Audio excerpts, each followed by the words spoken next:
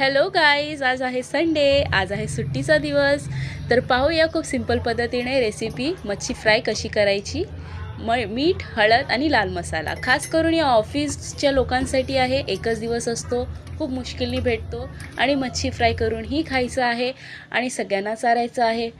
पण थकलेले पण आहात, कंटाळा पण आलेला आहे, तर त्यांच्यासाठी ही रेसिपी खूप बेस्ट आहे.